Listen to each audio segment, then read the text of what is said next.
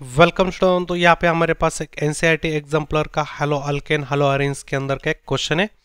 देखो क्वेश्चन ऐसा है, aryl chloride and bromide can be easily prepared by electrophilic substitution reaction of arenes with chlorine and bromine respectively in presence of Lewis acid catalyst, but why does preparation of aryl iodide require presence of oxidizing agent? तो हम alkyl chloride bromide को electrophilic substitution reaction के अंदर हम prepare कर सकते हैं easily, but iodide को बनाना थोड़ा सा मुश्किल है। हम वहाँ पे ऑक्सीडाइजिंग एजेंट यूज करते हैं बनाने के लिए। तो वो क्यों करते हैं ये यहाँ पे हमें बताना है। चलो अभी देखो, यहाँ पे हमने एक रिएक्शन लिखा हुआ है, बेंजीन यहाँ पे, क्लोरीन यहाँ पे और AlCl3 यहाँ पे यूज किया है।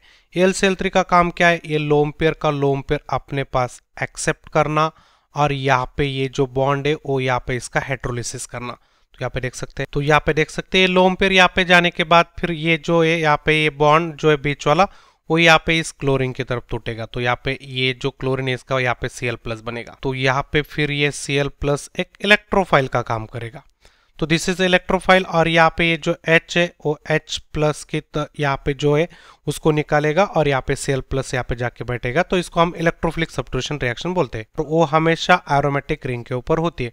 तो यहाँ पे हमने अरिल क्लोराइड यहाँ पे हमने बनाया, वैसे सेम रिएक्शन यहाँ के ब्रोमिन की भी कर सकते हैं।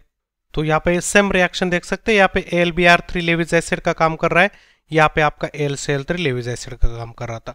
तो फिलहाल ये भी आपकी एक इलेक्ट्रोफिलिक सब्स्टिट्यूशन रिएक्शन हो जाएगी।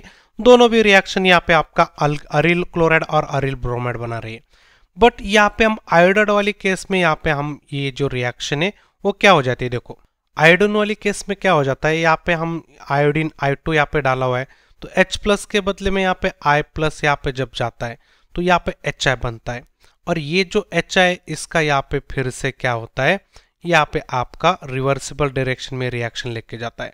तो जैसे यहाँ पे HI बनेगा, ये बॉन्ड वीक होने के कारण यहाँ पे ये जो फिर से इसको यहाँ पे बाइंड हो जाएगा और ये आयोडीन फिर से I2 बनाएगा। इसका मतलब ये रिएक्शन जो है रिवर्सिबल रिएक्शन हो जाएगी। किसके कारण रिवर्सिबल हो जाएगी, बिकॉज यहाँ पे HI जो है ये बॉन्ड यहाँ पे वीक होने के कारण तो ये टूट जाता है और यहाँ पे अरिल आयोडाइड को यहाँ पे कंबाइन हो जाता है और अरिल आयोडाइड का यहाँ पे आयोडीन यहाँ पे I2 बनाएगा, फिर से यहाँ पे आपका I2 बनेगा। इसका मतलब ये रिएक्शन बैकवर्ड डायरेक्शन में शिफ्ट हो जाएगी। तो यहाँ पे इसका यहाँ पे इस I को कनेक्ट हो जाएगा, तो फिर ये H इस यहाँ पे रिंग को कनेक्ट हो जाएगा, फिर से बेंजीन रिंग बनेगी। तो फिलहाल ये सब गड़बड़ कर रहा है, HI जो है वो सबसे इंपॉर्टेंट गड़बड़ी वाला यहाँ पे जो है मॉलिक्यूल बन रहा है। तो फिलहाल इसको ही हम यहाँ पे यदि डिकम्पोज करें तो इसको डिकम्पोज करेंगे तो फिर यहाँ पे ये टूटेगा नहीं, इसको ही खत्म करेंगे तो फिर यहाँ पे ये किसको यहाँ पे तो बाइंड होगा नहीं, तो यहाँ पे इसको बाइंड नहीं होगा तो रिएक्शन यहाँ पे बैकवर्ड डायरेक्शन में नहीं जाएगी। तो हमें इसको खाने वाला, इस HI को डिकम्पोज करने वाला यहाँ पे ग्रुप चाहिए। तो फिलहाल हम क्या करते हैं, फिर हम इसके अंदर इसी रिएक्शन को हम ऑक्सीडाइजिंग एजेंट के अंदर करेंगे। तो ये रिएक्शन कुछ इस तरह से होती है। देखो अभी देखो यहाँ पे बेंजीन यहाँ पे हमने लिया, इसके अंदर हमने I2 यहाँ पे डाल दिया। अभी HiO3 यहाँ पे ऑक्सीडाइजिंग एजेंट का काम कर रहा है। अभी ऑक्सीडाइजिंग एजेंट क्या करेगा, इस रिएक्शन को जो रिवर्सिबल यहाँ पे हमने देखा इसको इरिवर्सिबल कैसे कैसे करता है। देखो यहाँ पे आपका अरिल आयोडाइड मिल गया, यहाँ पे HI भी मिल गया। तो आप बोलेंगे सर ये तो HI तो अभी जिंदा है, तो ये रिएक्शन बैकवर्ड होना चाहिए। जैसे ही HI यहाँ पे बनता है वैसे यहाँ पे HiO3 का काम चालू हो जाता है।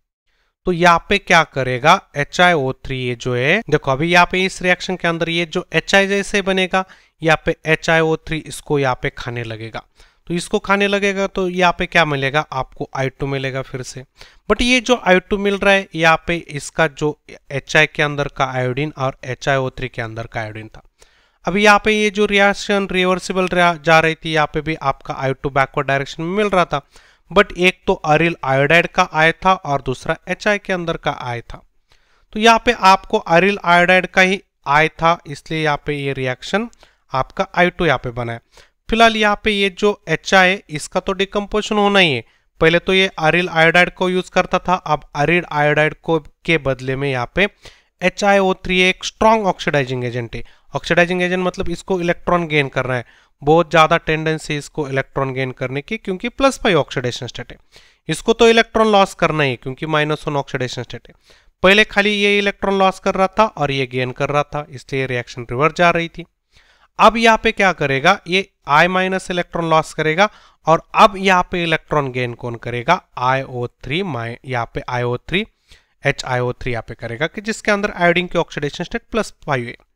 तो यहाँ पे ये रिएक्शन I2 यहाँ पे बनाएगी, फिर से I2 यहाँ पे इसको कंबाइन हो जाएगा, तो अरिल आयोडाइड अपना बनता जाएगा।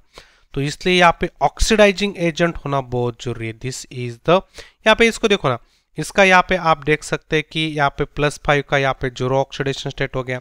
इसका मतलब यहाँ पे इसका रिडक्शन हो गया है। जिसका भी रिडक्शन होता है यहाँ पे वो क्या होते हैं, ऑक्सीडाइजिंग एजेंट होते हैं।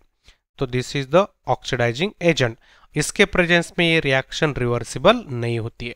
तो ये ऑक्सीडाइजिंग एजेंट बहुत इंपॉर्टेंट रोल करता है यहाँ पे, ये रिएक्शन इरिवर्सिबल रखता है ताकि यहाँ पे आपका कंटिन्यूस अरिल आयोडाइड यहाँ पे बने। इसलिए यहाँ पे हम यहाँ पे जब भी अरिल आयोडाइड प्रिपेयर करते हैं तो ऑक्सीडाइजिंग एजेंट हमें पक्का यूज करना पड़ता है। तो आप अंडरस्टैंड एक्सप्लेनेशन। Thank you.